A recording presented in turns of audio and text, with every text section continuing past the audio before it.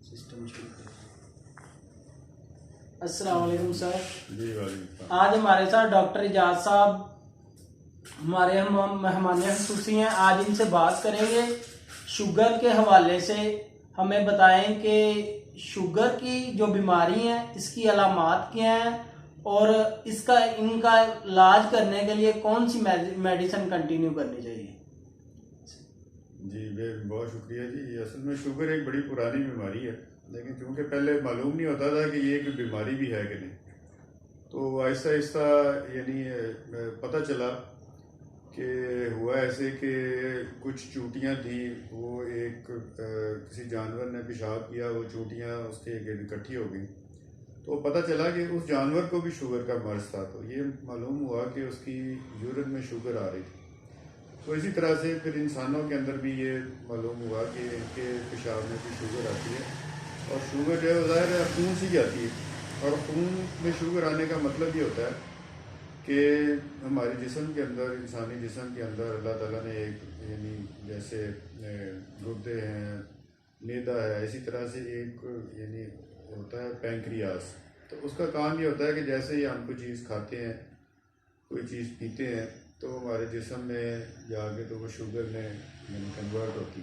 तो उस यानी पैंक्रियास का उसका फंक्शन ये है कि उसने उस शुगर को इंसुलिन वो रिलीज़ करता है हमारे जिस्म में, वो खून में इंसुलिन जाती है, और उस इंसुलिन ने वो शुगर को कंट्रोल करना होता है, यानी उसको बढ़ने नहीं देना होता। लेकिन अगर किसी वजह से, कोई बीमारी की वजह से या बुढ़ापे की वजह से, या अगर फैमिली में शुगर चल रही है उसकी वजह से, तो अगर किसी वजह से वो पैंक्रियाज अपना काम करना यानी कम कर दे, या उसमें कोई बीमारी आ जाए, वो इंसुलिन सही तरह से ना बना सके, तो उससे ये होता है कि जो शुगर है वो हमारे खून में बढ़ जाती है। फिर वही शुगर जो है वो पेशाब के रास्ते बाहर निकलना शुरू हो जाती है।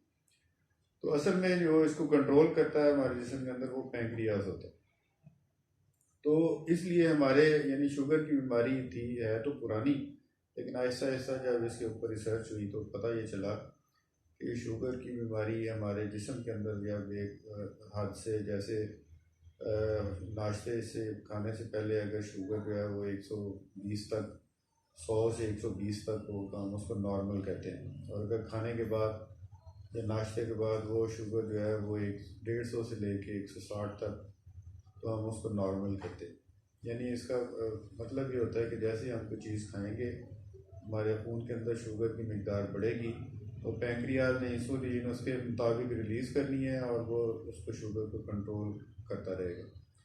लेकिन अगर किसी वजह से वो पैंक्रियाज नहीं काम कर रहा, तो वो शुगर जो है हमारे खून में बढ़ना शुरू हो जाएगी, पेशाब में आना शुरू हो जाएगी। तो अब इसको यानी बीमारी का तो कुछ आपको समझ आ गई होगी कि ये क्या है।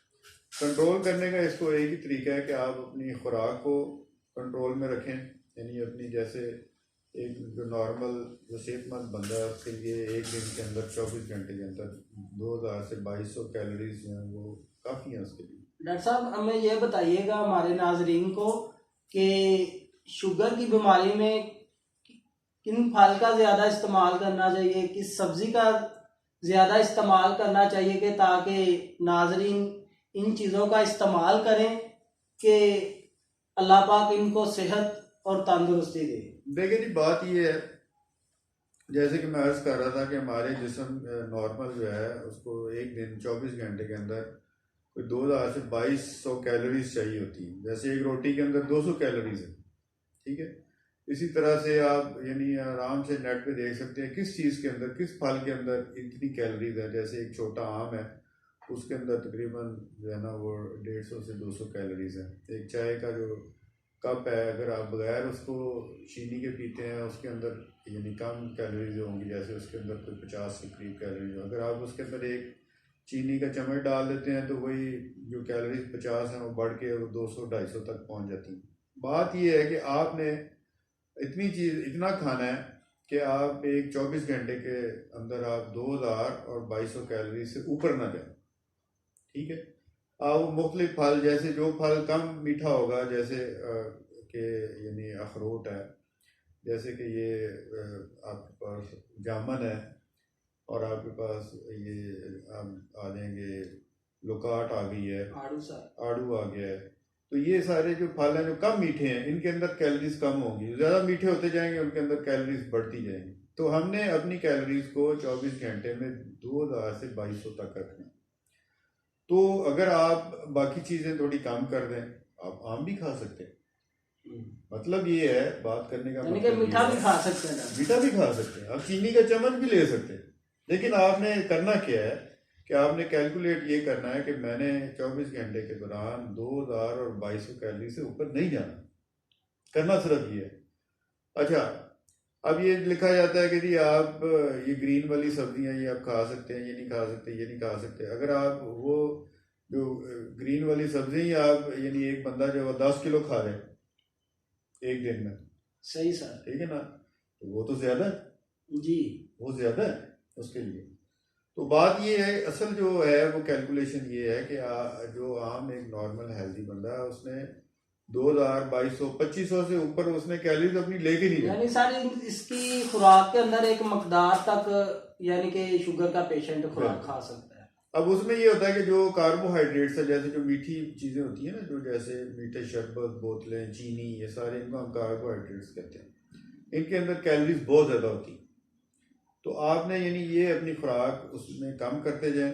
जैसे प्रोटीन्स हैं, ये आप के यानी दालें हैं, सब्जियां हैं, गोश्त है, ये जो वाइट मीट है, ये प्रोटीन है, तो उसको आप थोड़ा बढ़ाएं। और जो आपकी जो कार्बोहाइड्रेट्स हैं उनको आप कम करते जाएं। फिर अपने लाइफस्टाइल में आप तब्दीली लेकर आएँ, जैसे कि यानी पैदल ज़्यादा चलें, दौड़ लगाएं, एक्सरसाइज करें। उससे भी आपकी जो कैलोरीज वाक दौड़ बहुत जरूरी है, आपकी कैलोरीज बर्न होती है ना, सही, उससे कैलोरीज बर्न होती। सही। तो आप इन 24 घंटे के अगर आप 2500 से ऊपर कोई कैलोरीज वाली कोई भी चीज़ खाएंगे तो वो क्या होगा कि वो आपके जिस्म के अंदर वो फैट के तौर पे वो डिपॉजिट होती जाएगी। वो फैट जो है ना जी, फिर वो आपके पेट पे, आपके जिगर पे, आपके हार्ट पे वो फैट आती जाएगी। उसके फंक्शन में डिस्टर्बेंस होगी और फिर आहिस्ता आहिस्ता जो है ना, या इस बीमारी इसको क्यों इसको दीमक की तरह कहते हैं। ये जो यानी बीमारी है शुगर, दीमक की तरह चाट चलती है। जी जी। तो ये सारे मामलात करेंगे तो इंशाल्लाह शुगर का मरीज़ और मर्ज जो है वो काफ़ी कंट्रोल में और बेहतर रहेगा। बाकी अगर ये फिर भी ना कंट्रोल हो, फिर उसके बाद गोलियां हैं, इंसुलिन है, तो फिर उसका इस्तेमाल करना पड़ता है। अगर ऐसे हेल्दी लाइफस्टाइल नहीं अपनाएंगे तो फिर वो दवाइयों पे और इंसुलिन पे जाना पड़ेगा। सर ये बताइएगा नाजरीन को, अगर शुगर का जहम बन जाता है तो इसके लिए, ये जहम तो शुगर का जल्दी ठीक नहीं होता, इसके लिए क्या करना है? वो भी इसीलिए नहीं होता कि उसकी शुगर कंट्रोल नहीं होती। अगर वो कंट्रोल में है शुगर, जैसे कि मैंने पहले शुरू में बताया था कि नाश्ते से पहले 100 120 तक, और खाने के या नाश्ते के बाद 150 या 160 70 तक ये रहे तो उसका जख्म ठीक हो जाएगा। तो लेकिन अगर ये बड़ी रहेगी तो वो जख्म को ठीक नहीं होने देगी। तो ये सारी यानी ज़रूरी चीज़ें थी जो मैंने आपको बताया। ठीक है सर, बहुत बहुत शुक्रिया। अस्सलाम वालेकुम व रहमतुल्लाहि व बरकातहू। वालेकुम सलाम।